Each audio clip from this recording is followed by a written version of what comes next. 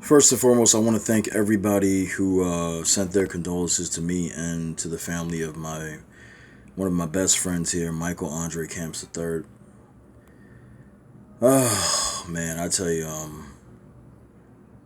I'm somebody that I don't cry a lot. I haven't really cried a lot in my life. Well, not since I was a child, but this really hit me hard because, as I told most of you, he was not my brother, but he was the closest thing to it.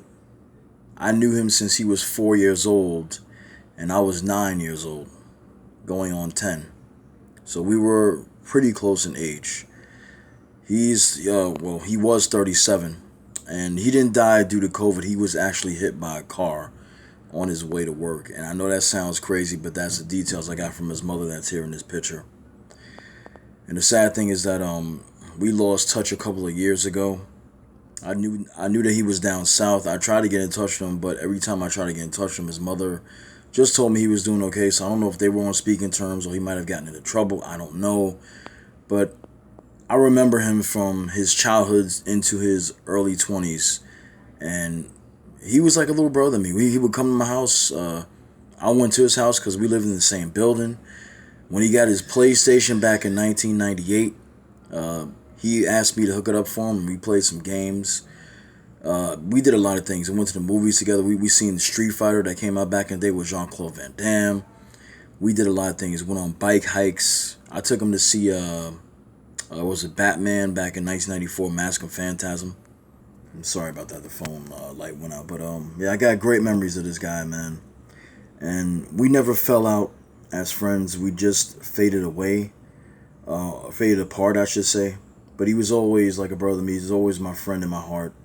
And when he did come up to visit, he came with his girlfriend, and he did have two kids. So I guess at least his legacy will survive with those two children.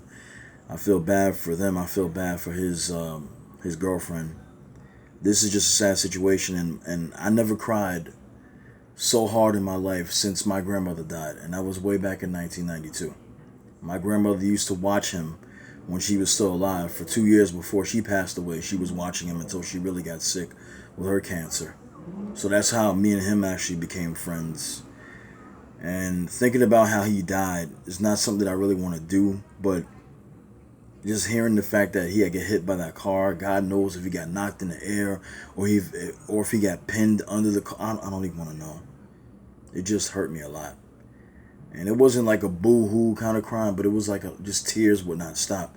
When I got that message, I just posted it real quick to let people know, because I know sometimes people want to know, oh, you're going to talk about this, talk about that.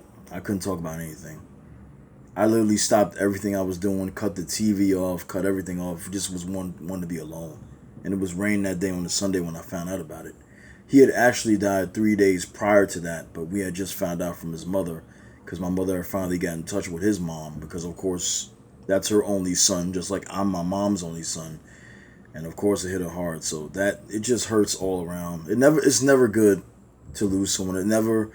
It's never gonna be easy to lose someone, even if it's somebody that you haven't seen in a long time. Like I said in my post, I love this dude, man. Um, I tell you, if I ever could have had a brother, he would have been the one. He was always following me around.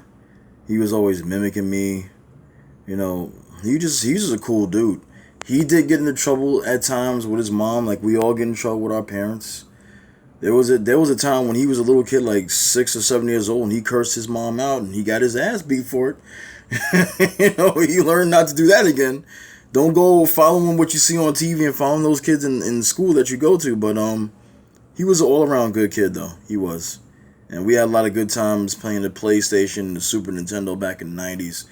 Had a great fucking time, man. I'm really gonna miss this guy, man. And I couldn't even go on camera the day it happened because I was fucked up.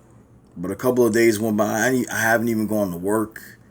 I've been out of work for at least 3 4 days now because I was dealing with this, and my mother had an upper respiratory infection, so I had to deal with that. But she's doing well. It wasn't a good fucking week. Even though I was making my videos, I just couldn't get on after this with this guy. It really hurt, and it still hurts. So like you guys already know, it's never gonna be easy, but I literally looked up at my ceiling and prayed to my grandmother. I said, "Grandma, please watch over him." Even though I know he has his own grandmother as well, I just said, Grandma, please watch over him. You'll be able to see him again, because she hadn't seen him since he was. Let me see. She died in '92. He was about 7, 8 years old. Um, yeah, he was about 8 years old when she died. Oh man, I tell you, this was a bad one. And I sit there and I think about, like, goddamn, I'm 42 years old, and this kid was younger than me. He had a family. He was working, as far as I knew. The last time, anyway, when I talked to him, it's just sad. And I was thinking of doing a tribute to him, but this is more like just how I feel about his death and how much I loved him as my brother's the brother I never had. There's that one friend that you have. You may have a few, but there's just that one friend that you have that you can always remember you were doing this with that person. And he was the one. He was the one I did a lot of stuff with, man. Even now, it's hitting me in my heart just looking at this picture, and my eyes are starting to feel like they're watering because I love this kid. He was the best, man. He used to clown with me, but it was always fun. It always was. It was always fun when he was around. And I'm gonna miss him. He's always gonna be in my heart. And my prayers and thoughts go out to his mom and to the rest of his family. He invited me to places that only people that you are really on a personal level with would invite me. Okay? We even went bowling together. Every birthday party he had, he invited me upstairs to his house. He lived on the 6th floor. I was always the first one there, helping him out, helping his mom out, getting things together with the cake and the plates and putting the balloons up and stuff, man. Memories are a beautiful thing, because that's something that you can always remember and you'll never forget. Great times.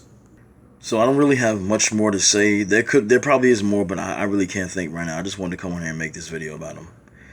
This kid was great. Michael Andre Camps III. I'm going to miss you, man. I'm really going to miss you. I know you're not even going to see this because you're already gone, but you're in my heart. And if you're up there with my grandmother, which I know you are, I know you're looking down, and you'll always be my brother. Thank you, everybody, for your condolences and your thoughts in this trying time, and I'll be back making videos. Talk to you.